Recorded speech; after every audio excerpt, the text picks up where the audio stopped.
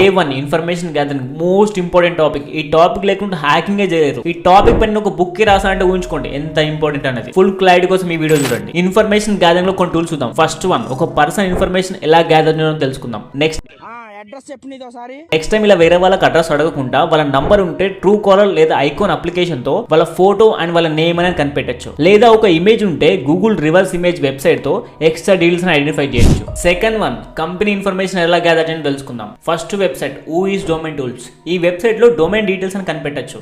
Like domain ఎప్పుడు purchase చేశారు and domain ఎప్పుడు ఎక్స్పైర్ అవుతుంది అండ్ డొమైన్ కొని ఎన్ని డేస్ అవుతుంది, ఇలాంటి డీటెయిల్స్ అని మీరు ఐడెంటిఫై చేయొచ్చు.